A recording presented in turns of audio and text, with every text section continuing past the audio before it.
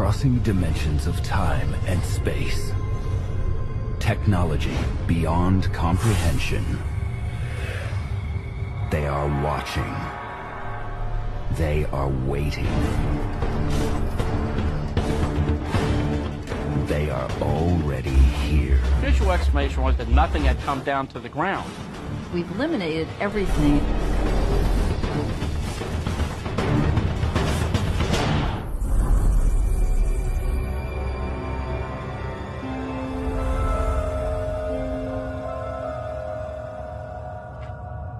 Kecksburg, Pennsylvania, 1965.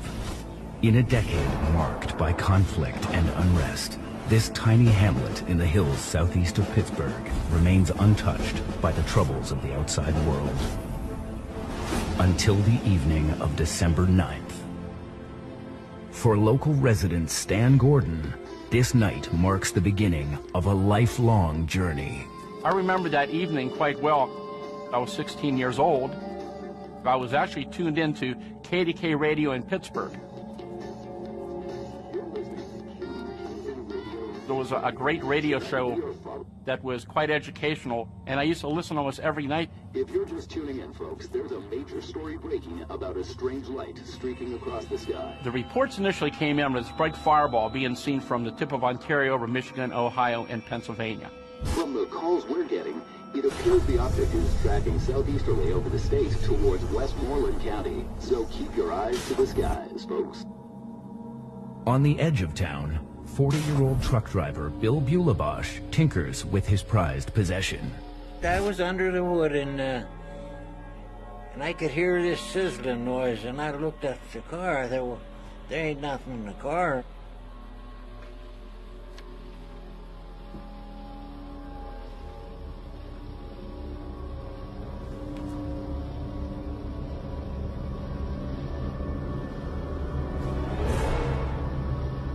Looked up and I seen this streak of fire, and I said, oh, what's this? And it was up about a mile and a half, 2 miles. I watched it and it went towards the mountain. And then it went up there so far, and it turned around and come back again. And it seemed like it couldn't make up its mind where it was going to land, you know. And then it made it turn and went right into the woods.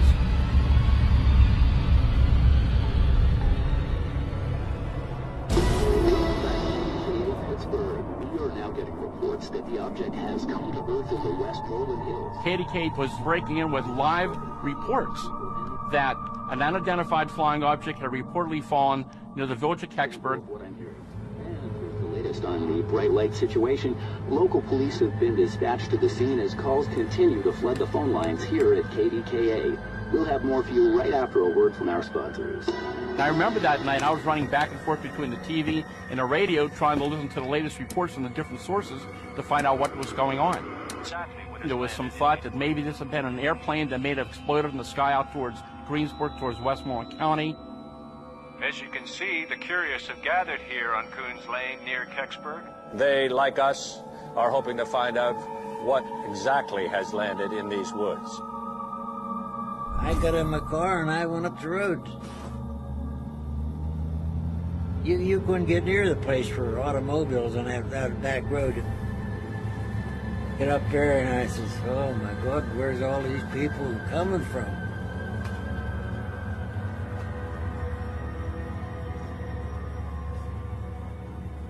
Cruising the Kecksburg Hills in his new car, William Weaver tunes into the local radio station. I was 19 years old at the time, and I heard on the radio that something had landed there. And as I come down the hill, I seen some people standing off on the side of the road, and I stopped and asked them. And everybody was wondering, you know, what is this? What happened? Is it an airplane? You know, they had no idea. Looking down over the hill, as it was getting dark, I could see that there was a blue light coming off of this that would go very dull and then get very bright and then go back to getting very dull again. But it was very visible. And I could see lights down there, you know, down in the woods. Looked like sparklers and like some kind of haze coming from it. So far, authorities at airports from Pittsburgh to Philadelphia are not, repeat, not reporting any missing aircraft. Whatever has crashed into these woods appears to have been flying without a flight plan. More and more calls were coming into the radio station. That's indeed true. We can tell you that there's a lot of military action going on around here.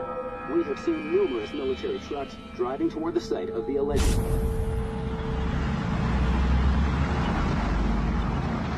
explanation from the military. Seemed very intriguing. As you can see, Why would the curious military have be coming in gathered here unless they felt that there was some reason to come out there that night? Here was the Army. They were all there in their guns and everything.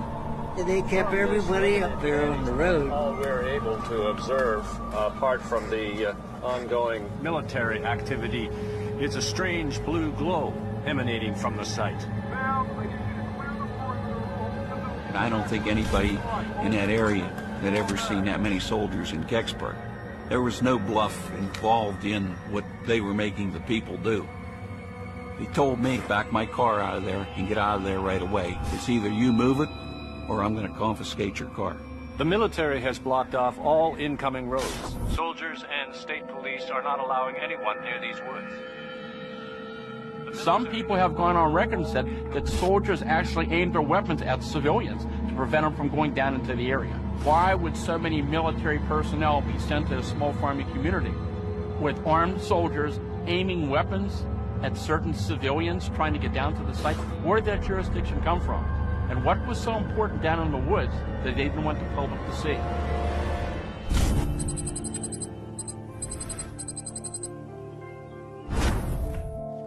The next day, I was eagerly awaiting the newspapers, and I was trying to get a hold of all the local editions. The morning paper had the heading, Army ropes off area, unidentified flying object falls near Kecksburg. The search, they claimed, continued to about 2 a.m. However, the later edition had the heading, searches failed to find object. It was being stated that people had been mistaken. Nothing had fallen. They had seen just a bright meteor in the sky. The Air Force made a statement that this was a meteor. In other words, that nothing came down that night.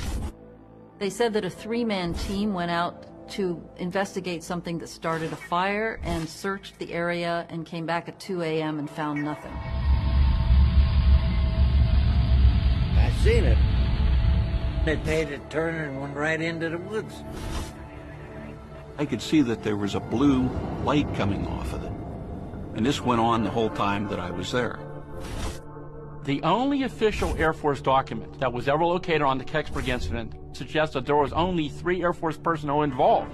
Yet multitudes of eyewitnesses, including reporters, verified the fact that there was a fairly good military presence, various types of military equipment and personnel, and trucks were observed in different areas around the village that evening. The Air Force statement completely contradicts what the witnesses have said and what the media reported the night of the event. I hesitate to just accuse a government agency of a cover-up just sort of outright, but I do think it's a possibility. What's the military keeping from the people of Kecksburg? John. What? There's something at the window. And who else is involved in the possible cover-up? Who are those guys? On December 9th, 1965, after reports that a fiery object crashed into the woods, the tiny community of Kecksburg, Pennsylvania, is overrun by military personnel. All civilians, fall back. Repeat, fall back. The military has blocked off all incoming roads. There has been no reason given for this latest initiative. The following day, newspapers report that nothing was found. The official explanation was it was just a meteor, that nothing had come down to the ground. But the official story doesn't match up with what John Hayes saw across town. Some new information. The military presence in Westmoreland County continues to grow in response to reports of this fiery object falling to earth in the woods. Again, here at KDKA, I was 10 years old, and I lived in a little farmhouse in Kecksburg. We listened to the radio the whole time it was going on. That convoy of military vehicles has been spotted heading to the east side of the Kecksburg Valley. Stay tuned to KDKA for more of our reports from this. That's right here behind our house. There was fields and then the woods. My bedroom window faced everything. You know, I had a good viewpoint. I could see people coming in the driveway and cars being parked. I could see flashlights, but you couldn't tell who they were or what kind of vehicle it was. My dad went out to find out what was going on. Stay here and be quiet. We're supposed to be asleep.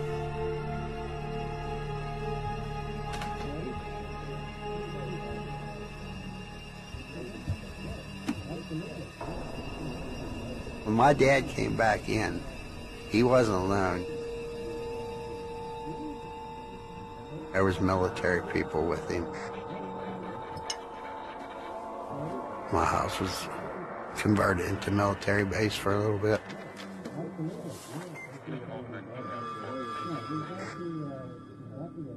John. What? There's something at the window. Okay.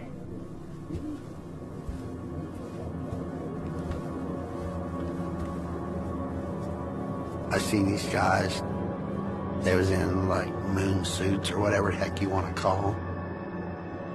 Who are those guys? When they was talking to each other, I seen a NASA patch on the one's arm. I thought, you know, that was pretty crazy. NASA's job during that time period was to deal with anything that fell from space, any debris or anything unexplained. NASA would go to the scene and retrieve the thing that fell. If the statement released by the Air Force is true, and nothing was found at the crash site in the woods, what is NASA doing in Kecksburg? They had a box with them, big box. It's probably about 4 foot wide and about 8 foot long.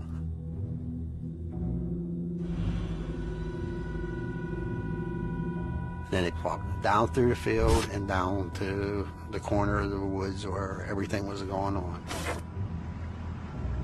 Please, can I just look for 1 second? Stop pestering me.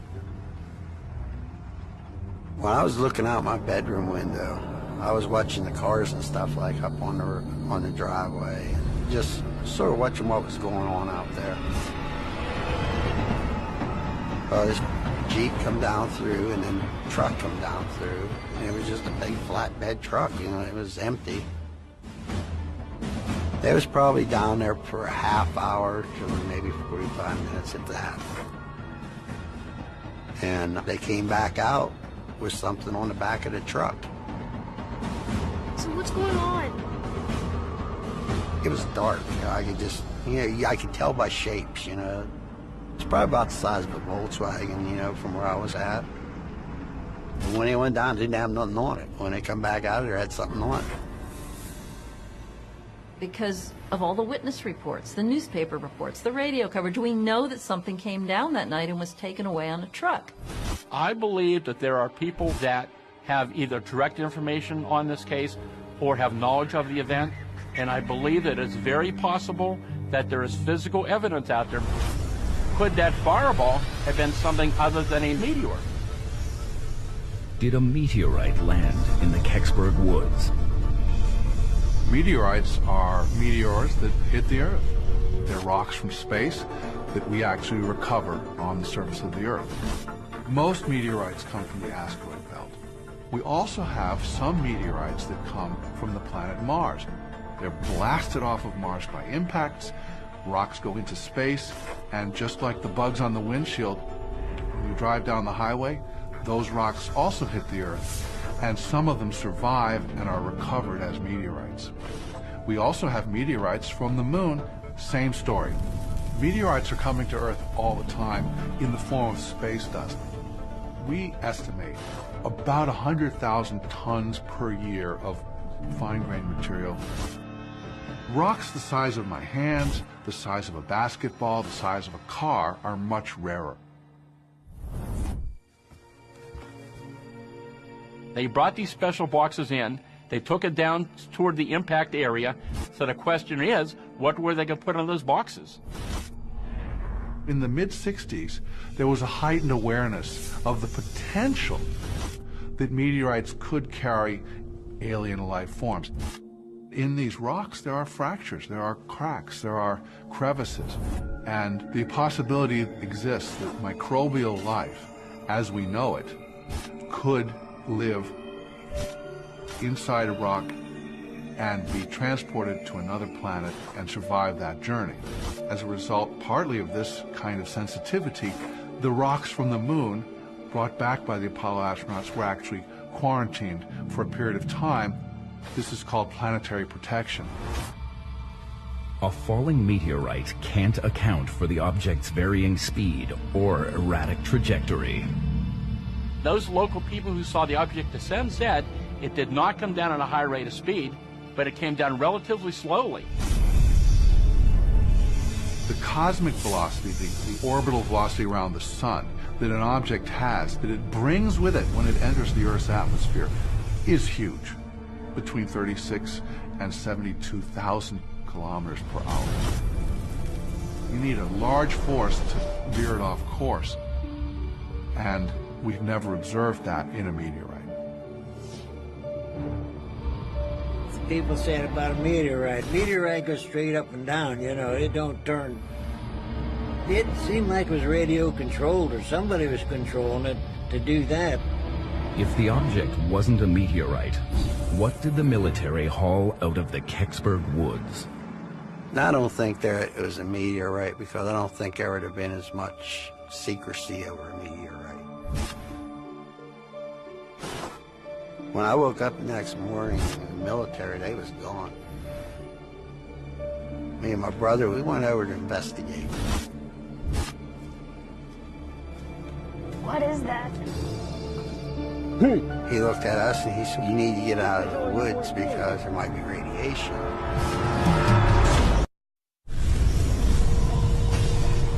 After a fiery object crashes in the Kecksburg woods, the Air Force claims witnesses saw a meteor flying across the skies and report nothing was found in the area. I was wondering, like, well, why would the military be coming out there unless something important had happened? That same evening, across town, a large covered object is secretly removed from the woods. I couldn't swear on my life what it was. I just know that they took something out of there. The next morning, John Hayes and his brother make their way down to the crash site. We'd seen something on the other side, and we just couldn't figure out what the heck it was, so we went over to investigate. We walked down through the woods, because everybody's pretty much cleared out by then. Do you think them people are still here? Don't hear no trucks or nothing. If you looked out through the top of the trees were all broke off.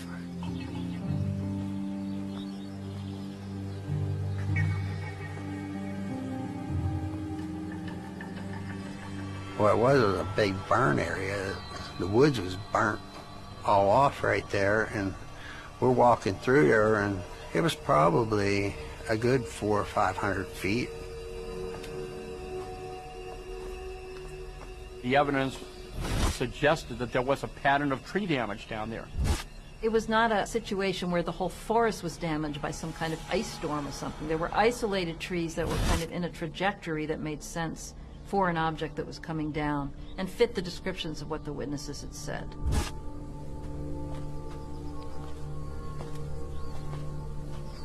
What is that? It's dirt. There was a clearing right there that it was all fresh dirt. And it wasn't the same kind of dirt, you know, because wood dirt's darker. This here was a lighter color. This could not have been a meteorite, because a meteorite leaves a huge crater, big hole in the ground. It wasn't something that came crashing down from the sky. It really confirms what witnesses said, that something coming down gradually and only hitting certain trees and not others, not making a huge hole in the ground. They buried something here, didn't they? No. They took something out of here, and they filled the hole it left with this dirt. I think what it was is they just wanted to cover up whatever kind of evidence to show that there was anything taken out of it.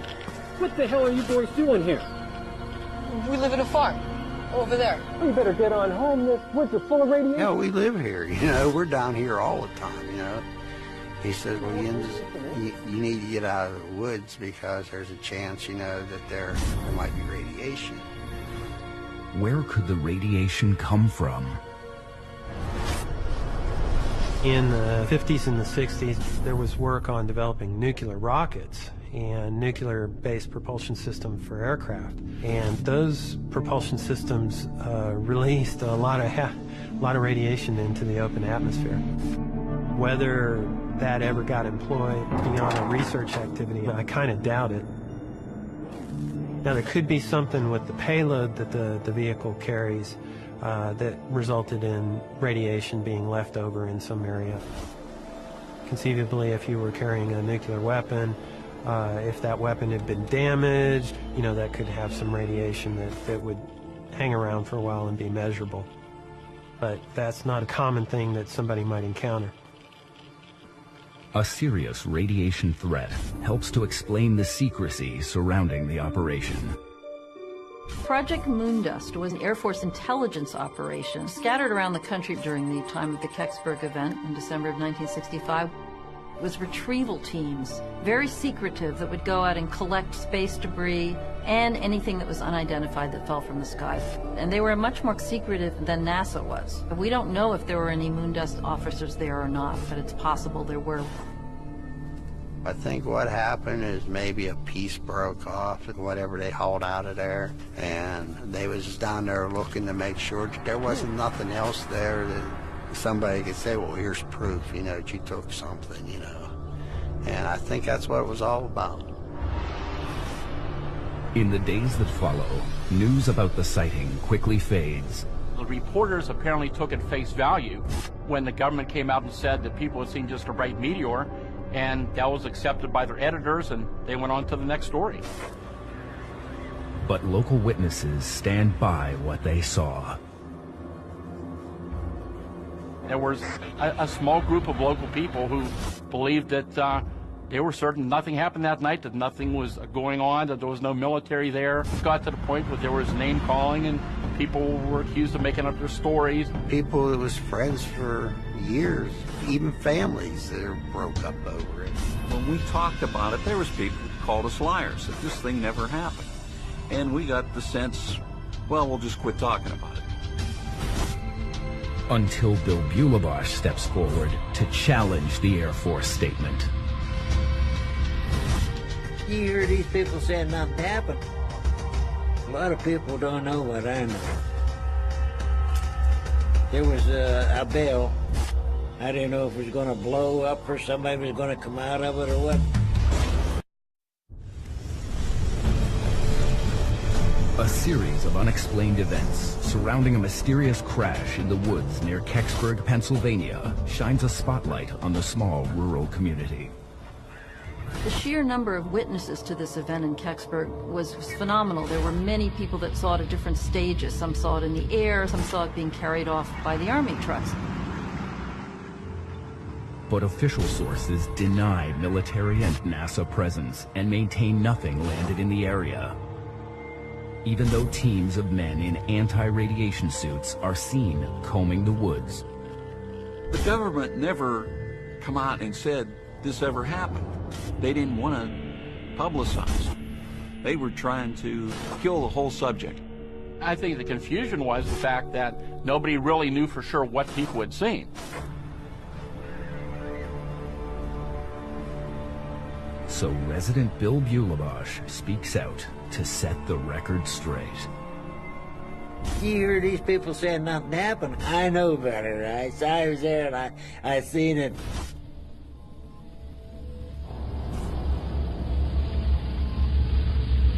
After it disappeared, I figured, well, I'm going up there to see what it was. Before he joined onlookers on Coons Lane, Bill followed the object into the woods. It was getting dark, so I grabbed my flashlight and went down in the ravine, knocked all the top of the trees out, you could see that. And I seen this down in the woods there, and it was like steaming. The smell just like rotten eggs. It was sulfur. And it was down in there about, I'll say 2 feet deep, at least 2 feet. And where it just glided right in. I'd say it was about as big as a Volkswagen, and it was a little bit longer. It was burnt clear from the nose, clear to the back. There was no seams, there's no rivets, no nothing. And then it had a thing around the back like a ring, and there was graphic writing on it. And it just looked like if it was welded in there or what. It wasn't, just marked with a pencil. I didn't know if it was going to blow up or somebody was going to come out of it or what. I could hear these voices way back in the background, and I figured I better get out of there.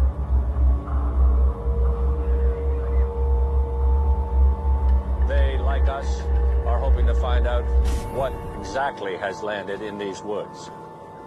By the time Bill joins the crowd overlooking the crash site, speculation about the object is running rampant. I just listened to everything that was going on, and all these people, they were there. This one guy says there was 2 green men coming out of it. They're guessing. No, I kept it to myself. I know what I seen, and you ain't going to change it.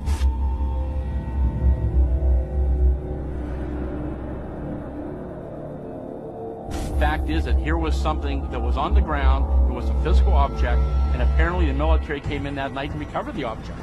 So now we have to question what was really going on here, what was the object, and why hadn't the government come forth to tell the public what really happened that night? One of the first theories was that this could be Cosmos 96. The U.S. Space Command and the Russian space agencies have told us that a Russian satellite called Cosmos 96 came down the same morning as the Kecksburg event. Cosmos 96 was a probe that the Russians had created that they were sending to Venus. It was about 9 feet by 15 feet. Since it was from Russia, it had this Cyrillic type writing on it. So there are points of Cosmos 96 that, are valid and could actually match up to this. 2, 1, 0. Back in the 1960s, you had the whole space race, you had the Cold War going on at this time, and it was very important that we can get our hands on Russian technology and they can do the same with our technology. The Cosmos 96 had whatever the most advanced Soviet technology was at that time. And what was important as far as getting our hands on it, if we could, was you could figure out how big a missile Russia could create. I can understand the government not want other countries to get access to whatever technology they felt they could recover from this amazing thing that had just come down. The military shows up within hours, and they come in with a flatbed to take something out. They would not do that if it was a meteor. They would do that if it was a secret Air Force or Soviet object that crash landed in Kecksburg. Was speculation that it was related to that event, but in more recent years, more data has surfaced, which seems to eliminate that possibility. The U.S. Space Command indicated that Cosmos 96 had re-entered the Earth's atmosphere over Canada at 3:18 in the morning. Russian satellite came down about 15 hours before the object came down in Kecksburg, Pennsylvania. This event happened around 4:47 in the afternoon. So we know that Cosmos 96 did not come down in Pennsylvania all those hours later. If it wasn't Cosmos 96, what landed in the woods that night? Bill described the object like a big metallic acorn-shaped object. Another theory is a Nazi UFO program. The Bell.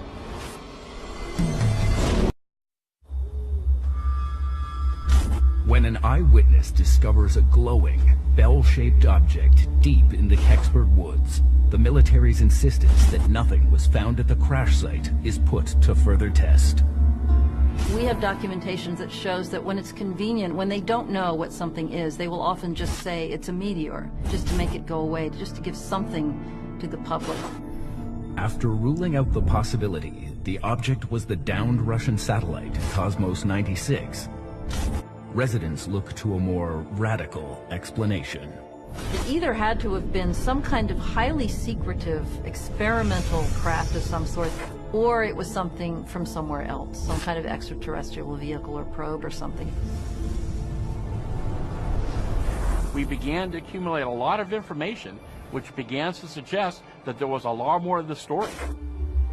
I say it was about as big as a Volkswagen, and then it had a thing around the back like a ring, and there was graphic writing on it. To some historians, the fallen object is eerily reminiscent to an alleged top-secret Nazi weapon. Some people say Hitler, in his pursuit for technology that the SS was heavily involved in, was developing Die Glock, the bell. Descriptions of it in Germany, it was an acorn-shaped object with this hieroglyphic or Cyrillic-type writing on it. The bell is a device that spins in opposite directions. It has red mercury in it, and when you compress and spin the red mercury, it glows, it defies gravity.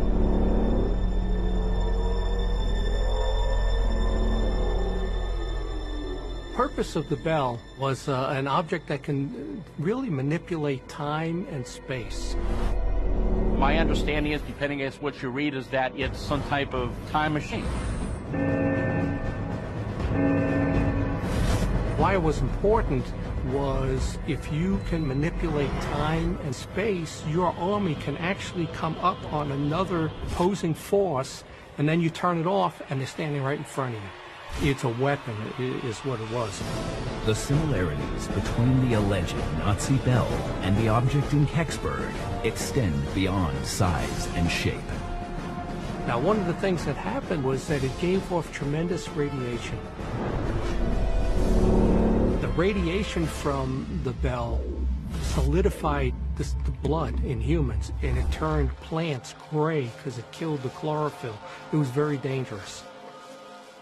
Back on that evening in 1965, some people saw or had direct contact with what appeared to be NASA personnel who were searching for something.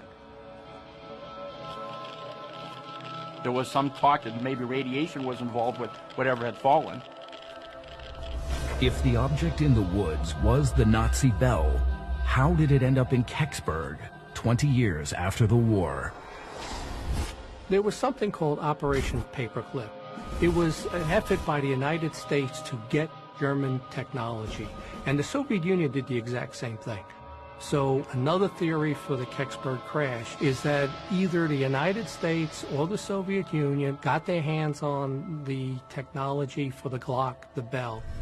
So what may have crashed in Kecksburg was either a U.S. or Soviet program of the bell technology that went wrong and crash landed in Pennsylvania.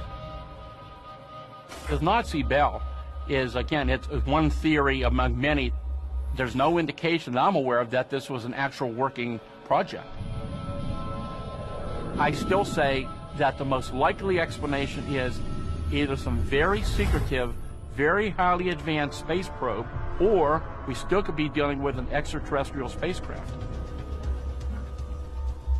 Bill Bulleybush described also seeing these unusual markings on the back, what he called the bumper area actually, were these markings that he said were more like symbols than letters. Could the symbols be a message from an extraterrestrial civilization? It is certainly possible that somebody out there would be sending us a message with a probe. Earth has sent out a probe, and in the probe was a plaque. And on this plaque was a picture of a man and a woman to show what humans look like, and then a number of mathematical symbols. This was to show whoever recovered this that there were thinking people there who knew the number system and were attempting to communicate with whoever picked this probe up. So it's entirely possible that if somebody from outer space was wanting to send us a message, it would include some kind of symbols to let us know that there's people thinking out there and doing out there, and not just sending things with nothing on it. What would be the point of that? If this was an alien spacecraft, of course, our government would be very interested in learning the technology of what this thing was. I mean, we're dealing with the early days of the space program. And here, if this was an extraterrestrial spacecraft, we wanted to learn about their propulsion systems, the type of materials they have. So, of course, that would be one of the reasons why they wouldn't publicly want to talk about it. There were a lot of people in Kecksburg back when this happened. And they know what they saw that night, they know what they experienced, and these people were hopeful for answers. We began to file Freedom of Information Act requests to many different agencies, to the FAA, state police, military. I filed different FOIA requests with NASA trying to get information on this, and no records ever surfaced. NASA wrote back and said, "We have no records pertaining to your request." It seems highly unlikely that NASA would have nothing on Kecksburg, because NASA's job during that time period was to deal with anything that fell from space. The other thing is that witnesses report having seen NASA officials on the scene. So for those two reasons, it's just impossible, as far as I'm concerned, that they would have absolutely no documentation, not even a newspaper article, about what happened in Kecksburg that day. Despite government stonewalling, Stan Gordon continues to search for answers. Over the years, I've interviewed hundreds of people who were involved in different aspects of this case. I would hear stories, and I would follow up and find these people and talk to them.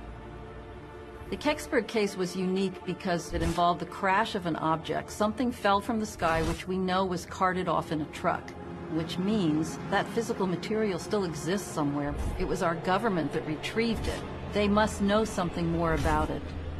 There was so little information really forthcoming on the event, and I really began to intensify my investigation in the 1980s. On December 9th, 1965, near the village of Kecksburg, Westmoreland County, Pennsylvania, Stan Gordon produces a documentary about the Kecksburg incident to draw out new information. This documentary includes eyewitness testimony. And his determination pays off. In the summer of 1990, I was contacted by an individual, and he told me that he was a part of the security team that guarded the object that came in from Kecksburg when it arrived in the early morning hours of December 10th at Lockbourne Air Force Base outside of Columbus, Ohio. And he said they had the highest security when this flatbed tractor trailer with this tarped object came into the base. They were given a shoot-to-kill order to anybody who approached that area without the proper authorization. Then it continued on to Wright-Patterson Air Force Base near Dayton, Ohio, which was the headquarters for the Air Force Project Blue Book. Later that same year, building on this information, Stan Gordon's investigation turns up a new witness. I received a phone call from a fellow, his name was Myron. Myron went to the base. They were told, don't be looking around. He was trying to figure out what was going on. He got inside that building, and he saw something up on the scaffolding.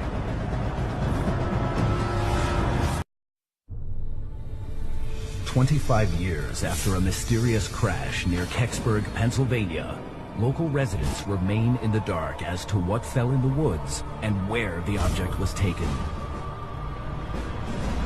Forever impacted by the 1965 incident, Stan Gordon produces an investigative documentary about the Kecksburg incident to draw out witnesses. In 1990, a former truck driver from Ohio comes forward for the first time and agrees to tell Stan his story. Well, for the reason I never said anything before, because Uncle Sam said if word ever leaked out and they had to come and lock you up and throw the keys away or give you a bullet to satisfy you, no one will ever talk about it. He had worked for a large supply house in Ohio at the time. And within a few days after the incident at Kecksburg, a Navy officer came to their supply house and ordered a very large supply of a special type of glazed engineering brick to be sent to Wright-Patterson Air Force Base. We found the base, and they took us to the old training center for World War II. They were told to stay with your truck, just unload the pounds, do your job, don't be looking around. They kept seeing these men going in and out of this building.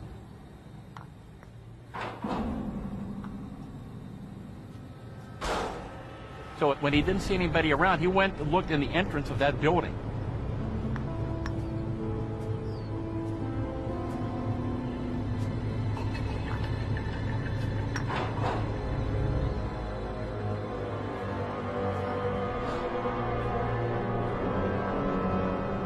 When I walked in the building and seen the great big parachute or something draped down over the top with a light up underneath the parachute, trying to cover this thing up so no one could see it.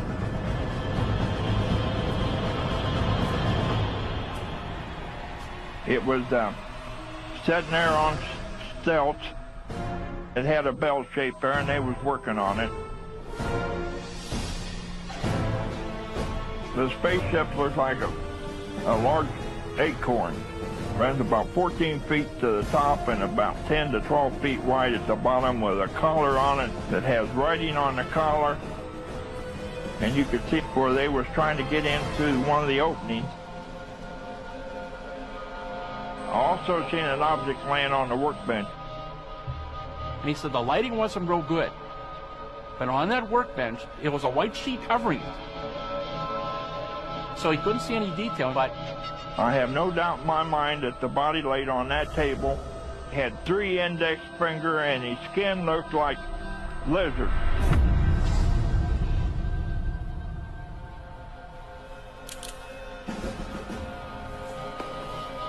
he said he was threatened, and he was told that you're never to tell anybody about this story. We'll put you in jail and throw away the keys. He was told in 20 years this will all be public knowledge, which of course had never happened. I'd be interested in going to a grand jury and tell them just what I've seen. They brought these special boxes toward the impact area. Is it possible that what Myron saw could be related to the boxes? The evidence seems quite overwhelming that something fell from the sky, that the military came in, they recovered the object, and to this day they haven't told the public what it really was. I think definitely something came down in Kecksburg. As to what it was, we've eliminated everything except for some kind of American government secret object they might have been testing, or something extraterrestrial. Whatever it is, they're just keeping it to themselves, and I will go to my grave without knowing anything about it. They'll tell you they didn't take nothing out of there. But I seen it, I know it. They ain't telling me no different. The government owes the people of Kecksburg, in fact the whole country, an explanation for what really occurred that night in 1965. I believe that there are people that have either direct information on this case or have knowledge of the event, and it's very possible that there is physical evidence out there, mainly in the way of photographs, that still exists today. You're always hopeful that it's that next phone call that's going to give you that final information that's going to close the case forever.